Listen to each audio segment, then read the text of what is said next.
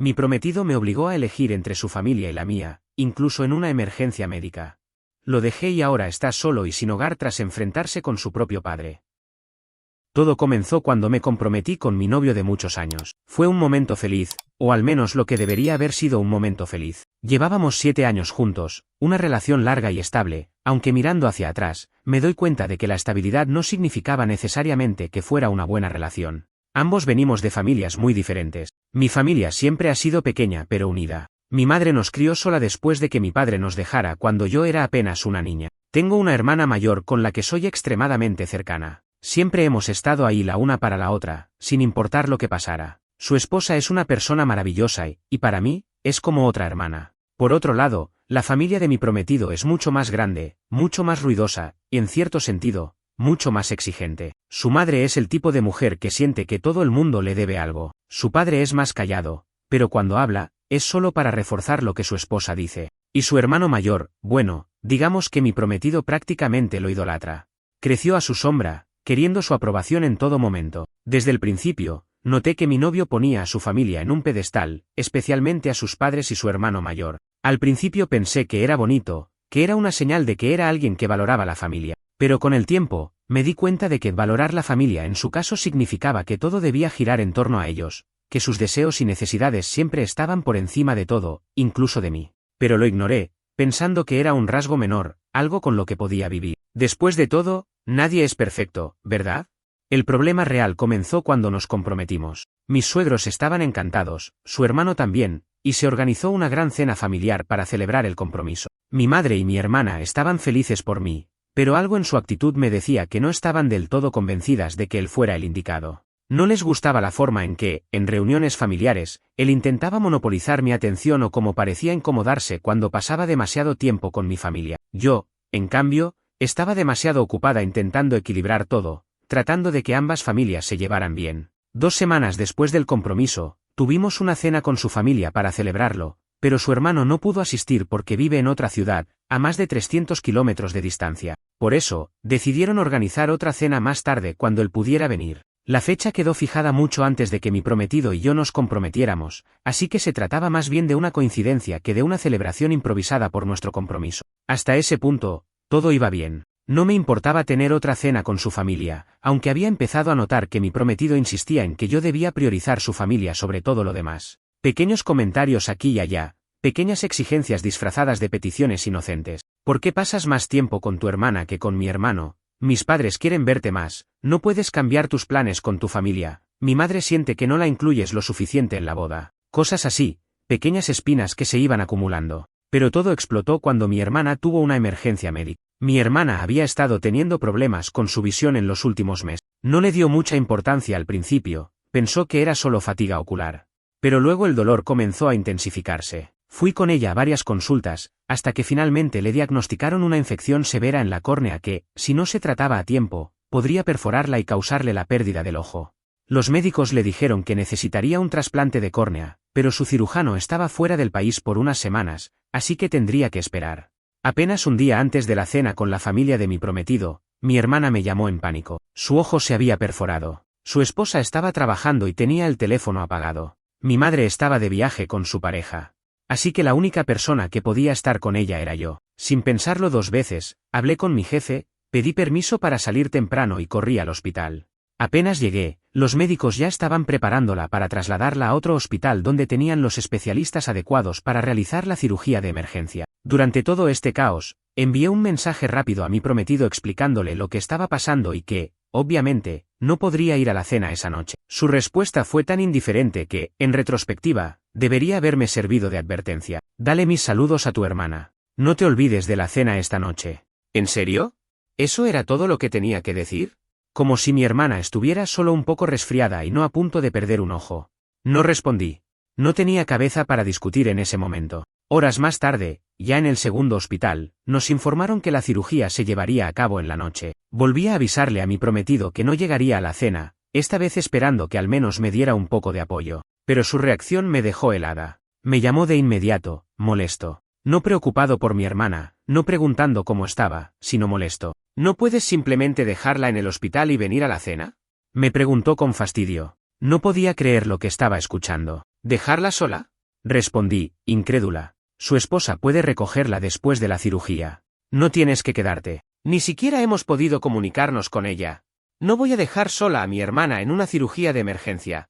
Pero él no lo entendía. Para él, la cena con su familia era más importante. Yo debería haber estado ahí con ellos, porque su familia era lo primero. Porque su hermano se había tomado el esfuerzo de viajar y, según él, ¿qué tan grave podría ser lo de mi hermana? En ese momento sentí que algo dentro de mí se rompía. Mi prometido, el hombre con el que había planeado casarme, estaba demostrando con claridad que no le importaban mis seres queridos, que él esperaba que, al convertirme en su esposa, su familia se convirtiera en mi única prioridad.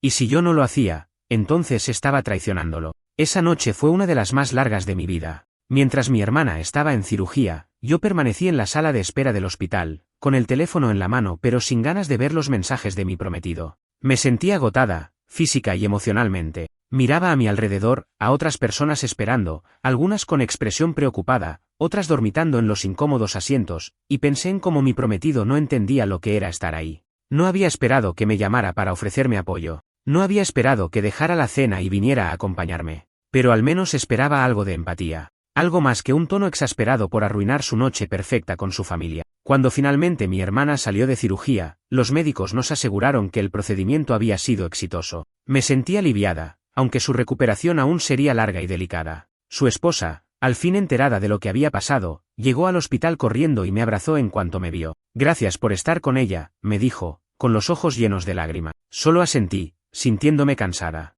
Había hecho lo que cualquier hermana haría, ¿no? ¿Por qué mi prometido no lo veía así? Cuando finalmente llegué a casa, eran casi las 11 de la noche. La casa estaba en silencio, y él ya estaba en la cama. No me esperó despierto. No preguntó cómo estaba mi hermana. No me abrazó, no me dijo que estaba orgulloso de mí por estar ahí para ella. Lo único que recibí fue una respuesta seca cuando me metí en la cama. ¿Cómo estuvo la cena? Pregunté, tratando de tantear el terreno. Bien.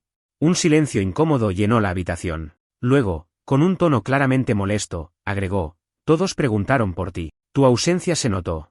Quise decirle que eso no importaba. Que lo único que importaba era que mi hermana estaba bien. Que no me arrepentía de haber faltado a la cena ni un solo segundo. Pero sabía que discutir con él en ese momento solo terminaría en una pelea sin sentido. Así que me di la vuelta y traté de dormir. Los siguientes días fueron extraños. Mi prometido estaba distante, frío, y cuando hablaba conmigo, lo hacía de forma cortante. Al principio pensé que simplemente estaba molesto y que con el tiempo se le pasaría. Pero el sábado siguiente, cuando nos reunimos con su familia de nuevo para cenar, me di cuenta de que había algo más. Al principio, todo parecía normal. Su madre me saludó con un beso en la mejilla y su hermano hizo una broma sobre cómo siempre llegaba tarde. Pero cuando nos sentamos a la mesa, noté algo raro. Su madre me miró y con una sonrisa que no llegaba a sus ojos, me dijo: me sorprendió que no vinieras a la cena la otra noche. Sí, fue una lástima, agregó su hermano. Rob, mi prometido, nos dijo que estabas ocupada con algo de tu familia. Algo en la forma en la que lo dijo me puso en alerta. Miré a mi prometido, esperando que interviniera, que dijera la verdad, que explicara que mi hermana había estado en cirugía de emergencia. Pero él no dijo nada, solo tomó un sorbo de su copa y miró hacia otro lado. Sí, fue una emergencia médica, dije con calma. Mi hermana necesitaba una cirugía urgente en el ojo, así que estuve con ella en el hospital. La madre de mi prometido frunció el ceño, pero no dijo nada. Bueno, dijo su hermano tras un momento de silencio incómodo, al menos ya pasó, ¿no? No supe cómo responder. Algo en la conversación me hacía sentir que estaban minimizando todo lo que había ocurrido. Como si, para ellos, lo que había pasado con mi hermana no fuera lo suficientemente importante como para justificar que yo hubiera faltado a la cena. Esa noche, cuando llegamos a casa, finalmente confronté a mi prometido. ¿Qué les dijiste a tus padres sobre por qué no fui a la cena? Él suspiró y se pasó una mano por el cabello, claramente irritado. Les dije que tenías cosas de familia. ¿Qué más querías que dijera? La verdad. Que mi hermana tuvo una cirugía de emergencia, que estuvo a punto de perder un ojo. Que no fue simplemente que tenía cosas de familia. Se quedó callado por unos segundos antes de responder. No quería hacer un drama innecesario. Eso me dejó sin palabras. Un drama innecesario. ¿Crees que la cirugía de mi hermana fue un drama innecesario? No me refería a eso, respondió, pero su tono indicaba que sí lo pensaba. Sentí que la rabia se acumulaba en mi pecho. Me di cuenta, en ese momento, de que no era solo una cuestión de la cena. No era solo un malentendido. Era la forma en la que él veía la vida, las relaciones. Para él, su familia siempre vendría primero, sin importar la situación. Para él, mis problemas, mis seres queridos, eran secundarios. Lo peor es que en ese momento entendí algo más, no era la primera vez que esto pasaba. Pensando en nuestra relación, me di cuenta de que había estado cediendo a sus exigencias durante años sin darme cuenta. Había cambiado fechas de reuniones familiares para acomodarme a su familia. Había priorizado sus eventos sobre los míos. Me había disculpado por cosas que no eran culpa mía solo para evitar conflictos. Pero esta vez no podía hacer eso. No iba a disculparme por haber estado con mi hermana cuando más me necesitaba. Esto no es solo sobre la cena, dije finalmente, sintiéndome más firme en mis palabras. Esto es sobre cómo esperas que siempre ponga a tu familia por encima de todo, incluso de las emergencias. Mi prometido frunció el ceño y se cruzó de brazos. Bueno, eso es lo que pasa cuando te casas. Mi familia va a ser tu familia. Ese fue el golpe final. No dijo que mi familia sería su familia, dijo que su familia sería la mía. Si de verdad crees eso, entonces tenemos un problema, dije en voz baja. No hay problema si simplemente aprendes a priorizar lo que es importante. Sentí un escalofrío recorrerme. Estaba tan seguro de sí mismo, como si de verdad creyera que yo iba a ceder y que, con el tiempo, me acostumbraría a su manera de ver las cosas. Pero lo que no sabía era que, en ese momento, yo ya había tomado mi decisión. No iba a seguir en una relación donde mi amor y mi lealtad siempre estarían en segundo lugar. Y aunque no lo sabía todavía, esa conversación sería el comienzo del final.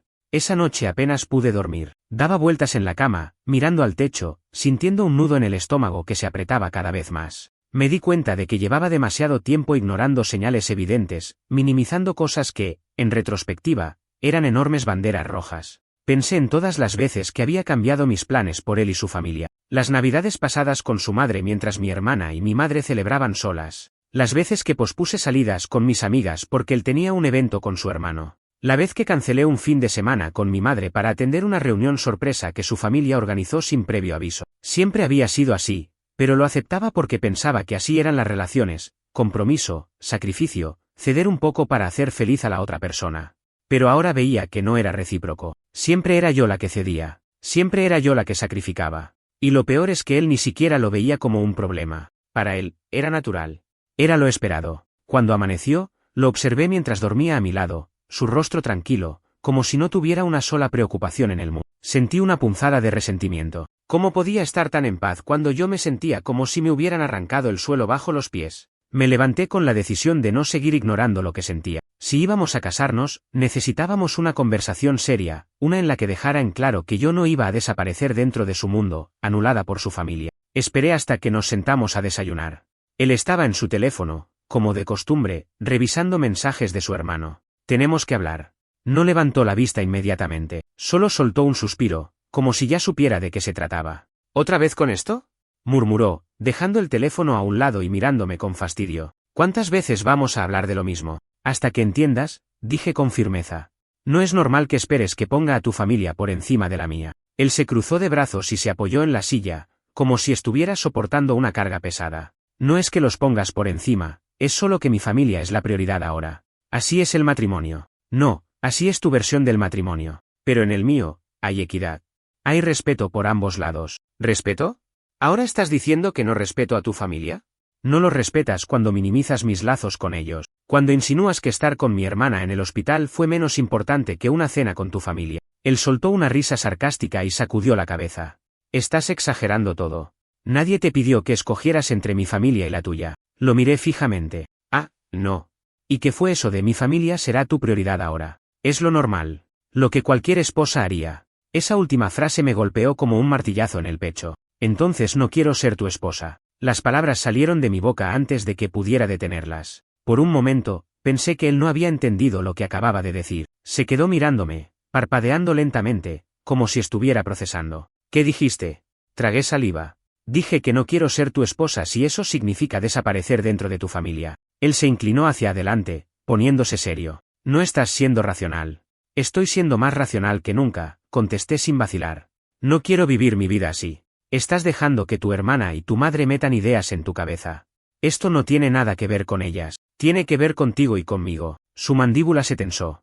Pude ver la rabia acumulándose en sus ojos. No puedes simplemente tirar todo por la borda por una discusión estúpida. No es una discusión. Es un patrón. Y yo no quiero este tipo de vida. Se quedó en silencio. La tensión entre nosotros era densa, casi sofocante. Finalmente, se puso de pie de golpe y pateó la silla hacia atrás. Si te vas a comportar así, entonces tal vez no deberíamos casarnos. Tal vez no deberíamos. Él parpadeó, como si de repente se diera cuenta de que yo hablaba en serio. ¿Estás rompiendo nuestro compromiso? No respondí inmediatamente. Me levanté, sentí mi corazón latiendo con fuerza en el pecho, pero mi mente estaba más clara de lo que había estado en meses. Sí. Él negó con la cabeza, incrédulo. No puedes hacer esto. Puedo y lo estoy haciendo. Por un momento, pareció quedarse sin palabras. Luego, su rostro se torció en una expresión que nunca le había visto antes. Rabia, frustración, pero también miedo. Y en ese momento lo supe. Nunca pensó que yo tendría el valor de dejarlo. Él no lo aceptó de inmediato. Al principio intentó convencerme de que estaba actuando impulsivamente. ¿De verdad vas a tirar 7 años de relación a la basura por esto? No respondí. No era solo esto. Era todo. Era cada vez que me hizo sentir que mis necesidades eran secundarias. Era cada vez que tuve que disculparme por querer pasar tiempo con mi familia. Era cada vez que me hizo sentir que yo estaba siendo egoísta por no querer ser absorbida por su mundo. Cuando vio que no me movía de mi decisión, la manipulación empezó. Nunca encontrarás a alguien más comprometido que yo. Lo que estás haciendo es una estupidez. Eres egoísta. ¿Y qué vas a hacer ahora, ¿Seguir con tu triste vida sola? Nada de eso me afectó. Solo confirmé que estaba tomando la decisión correcta. Empaqué mis cosas en una maleta y me fui a la casa de mi madre. Él me bombardeó con mensajes y llamadas. Ignoré la mayoría. Solo respondí uno, el más importante. No voy a cambiar de opinión. Te deseo lo mejor, pero esto terminó. Al día siguiente, me enteré de que él no tardó en correr a su familia para contarles su versión de la historia. No sé qué les dijo exactamente, pero lo que sí sé es que su madre me llamó malagradecida en un grupo familiar del que me salí de inmediato. Los primeros días después de dejar a mi prometido fueron un torbellino de emociones. Me sentía extrañamente en paz con mi decisión, pero al mismo tiempo, había una sensación de vacío que no podía ignorar. No porque lo extrañara, sino porque, después de 7 años de relación, mi vida había estado entrelazada con la suya de formas que ahora debía deshacer. Él no lo tomó bien. Después de mi mensaje final dejándole claro que no habría reconciliación, pasó de la manipulación a la desesperación. Me llamaba a todas horas, dejándome mensajes que iban desde súplicas hasta ataques directos. Por favor, solo hablemos. No puedes hacerme esto. Eres una egoísta de mierda. No vas a encontrar a nadie mejor que yo, y lo sabes. Bloqueé su número. Pensé que eso sería suficiente para que finalmente aceptara que esto se había acabado. Pero no. Empezó a aparecer en mi trabajo. No lo hacía de manera agresiva, pero su presencia en el estacionamiento de mi oficina era perturbadora. Sabía que no podía armar una escena dentro del edificio, pero se aseguraba de que lo viera. Se quedaba en su auto, esperando que saliera, observándome con una expresión que no podía descifrar. Mis compañeros de trabajo comenzaron a notarlo. ¿No es ese tu ex?, me preguntó una colega un día, mirando por la ventana. Mi jefe también se dio cuenta y me llamó a su oficina. Si necesitas que hablemos con seguridad, dímelo. No quiero que te sientas insegura en tu propio espacio de trabajo. Agradecí su apoyo, pero en el fondo me aterraba que la situación pudiera escalar. Una noche, cuando salí del edificio, lo encontré parado junto a mi auto. Solo dame 5 minutos, dijo, con la voz más baja de lo habitual. No hay nada que decir, respondí sin detenerme. Se interpuso en mi camino. Solo quiero entender por qué estás haciendo esto. Lo miré con incredulidad. ¿De verdad no lo entiendes? No. No entiendo cómo puedes tirar todo a la basura. Sentí una mezcla de rabia y tristeza. Él realmente creía que la víctima en todo esto era él. No lo tires tú entonces. Sigue con tu vida, como yo seguiré con la mía. Me subí al auto y cerré la puerta antes de que pudiera decir más. Lo vi en el retrovisor, de pie, con los puños apretados. Esa fue la última vez que intentó hablarme en persona. Pero entonces, su vida comenzó a derrumbarse. La familia perfecta que no lo quería de vuelta. Una semana después, recibí un mensaje de un número desconocido. Era su madre. No puedo creer lo que le has hecho a mi hijo.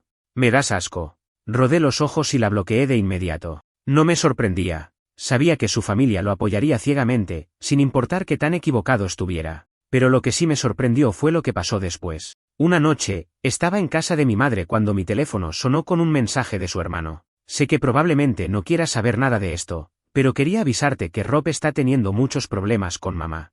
Me quedé mirando la pantalla. ¿Qué tipo de problemas? Su respuesta llegó rápido. Desde que terminaron, ha estado insoportable. Pelea con mamá todo el tiempo, y anoche las cosas se salieron de control. Me estremecí. No sabía qué significaba exactamente salirse de control, pero el hecho de que su propio hermano me lo dijera ya decía mucho. No sé qué quieres que haga con esta información. Nada. Solo pensé que debía saberlo, por si acaso. No respondí.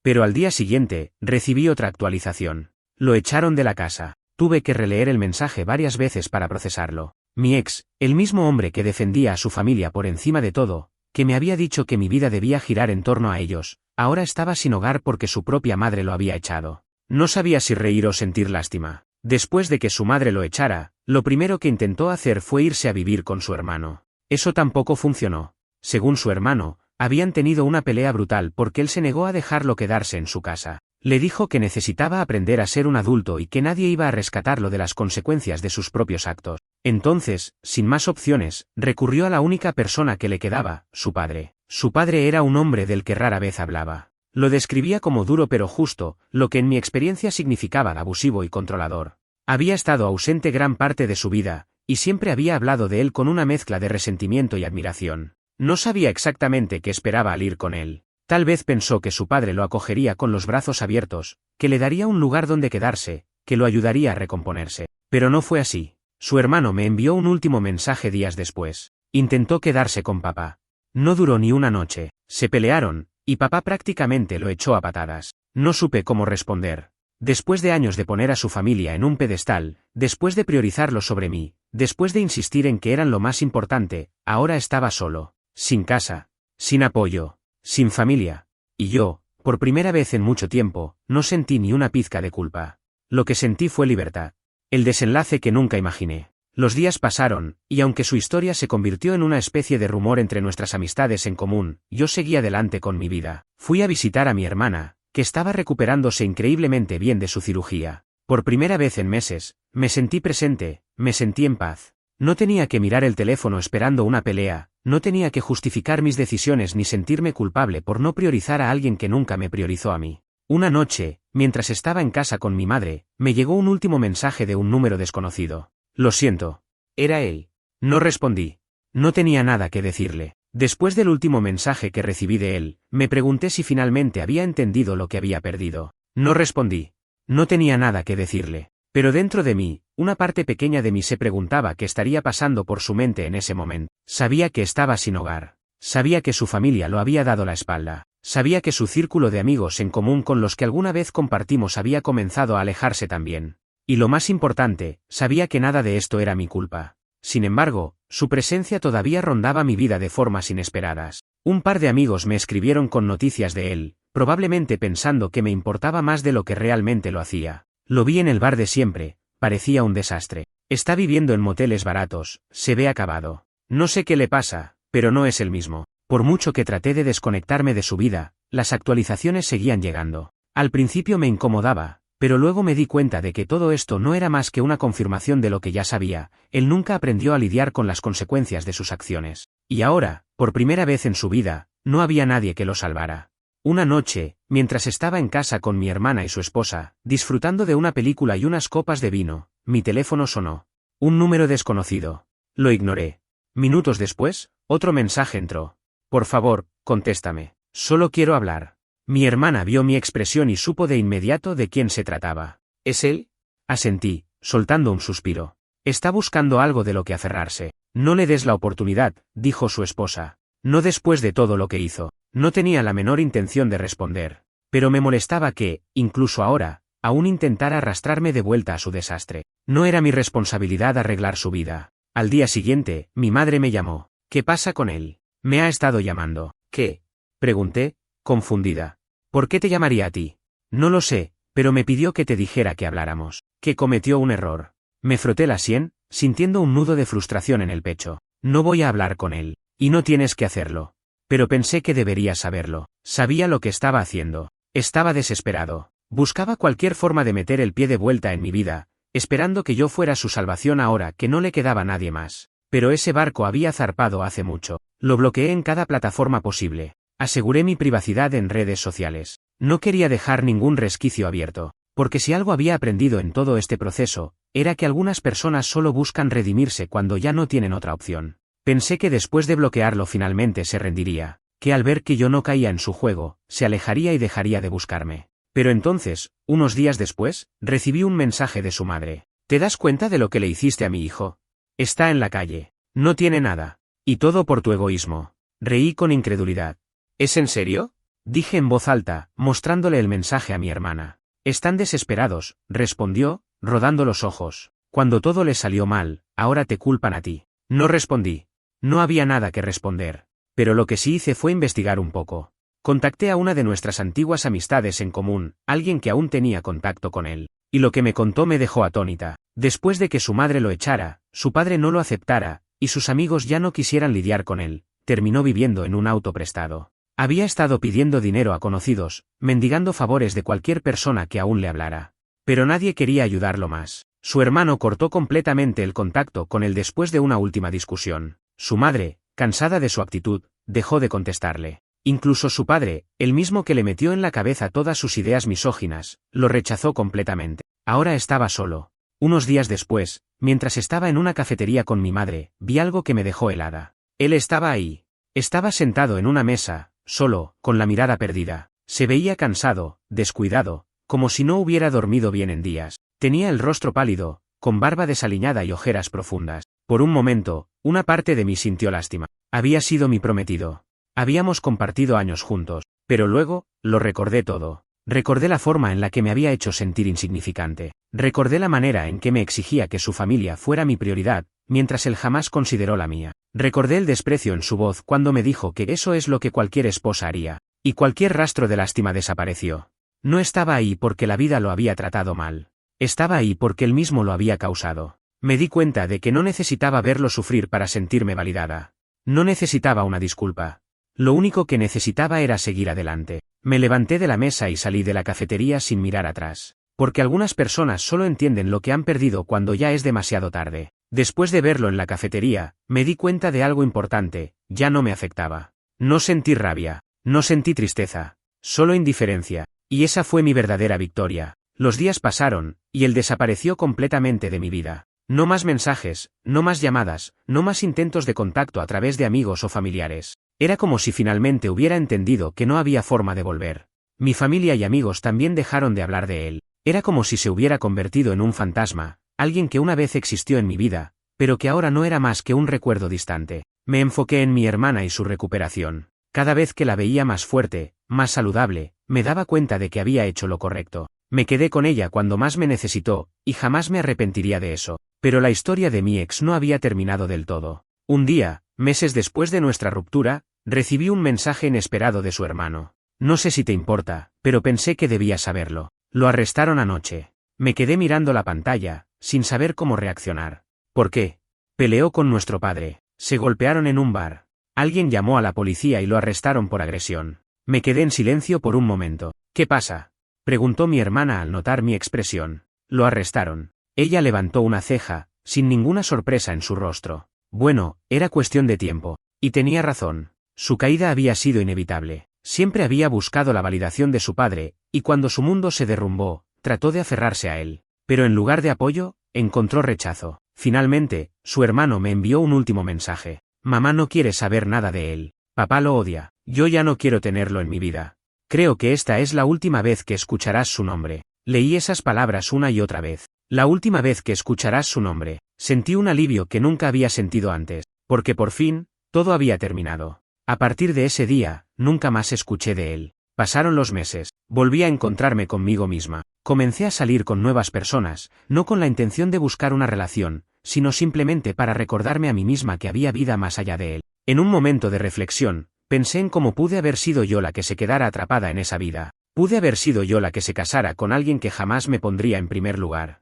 Pero no. Me había salvado a tiempo. Y ese pensamiento era todo lo que necesitaba. Después de todo lo que pasó, me di cuenta de algo que no había notado en mucho tiempo. Por primera vez en años, tenía el control total de mi vida. No tenía que rendirle cuentas a nadie, no tenía que planear mis días en función de una familia que nunca me valoró, y lo más importante, no tenía que justificar mis decisiones. Y con esa libertad, comencé a hacer cosas que antes parecían imposibles, reconectar con las personas que realmente importaban. Lo primero que hice fue recuperar el tiempo perdido con mi familia. Durante años, había estado condicionada por los deseos de mi ex y su entorno. Cada Navidad, cada celebración, cada fecha importante, todo giraba en torno a su familia. Mi madre y mi hermana siempre estuvieron ahí para mí, pero yo no siempre estuve para ellas. Así que decidí cambiar eso. Organizamos un viaje juntas, algo que habíamos querido hacer desde hacía tiempo. Fuimos a un pequeño pueblo en la costa, alquilamos una cabaña y pasamos días enteros simplemente disfrutando la compañía de la otra. No había discusiones sobre a qué casa debíamos ir primero.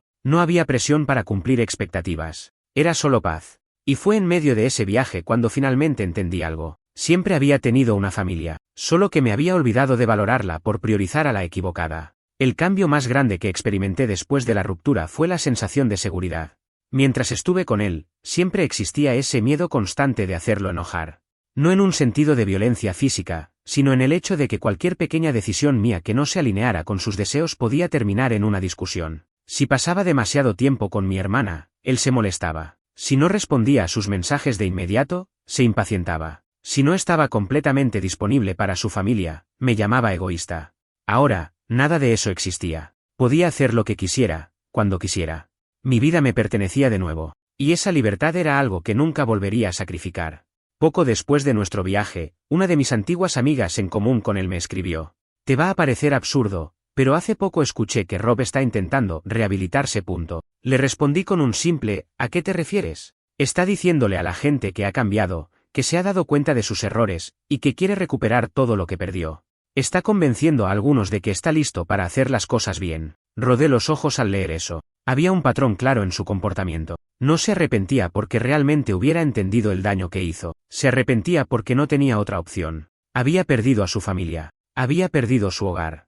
Había perdido a sus amigos. Y ahora que estaba en su punto más bajo, quería hacer creer a todos que era un hombre renovado. Pero yo no caería en eso. Mi amiga continuó escribiendo. Lo peor es que insinuó que pensaba contactarte de nuevo, que todavía quedaba algo por salvar entre ustedes. Me reí en voz baja al leerlo. ¿Salvar qué? Nuestra relación había muerto desde el momento en que me pidió que dejara a mi hermana sola en un hospital por una cena con su familia. Desde el momento en que dejó claro que yo nunca sería su prioridad. Así que le respondí a mi amiga con total seguridad. No hay absolutamente nada que salvar. Y lo dejé ahí.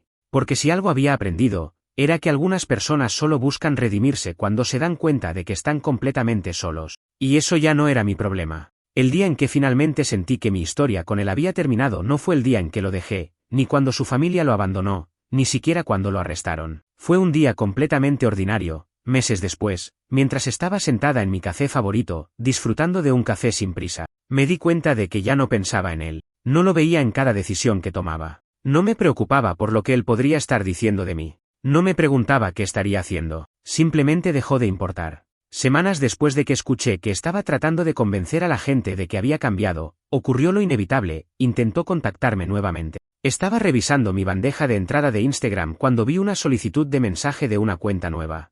No tenía foto de perfil ni publicaciones, pero el mensaje era claro. Sé que probablemente no quieras saber de mí, pero he cambiado. Solo quiero una oportunidad para explicarte lo que pasó, para que sepas que realmente me arrepiento. Solté un suspiro y cerré la app.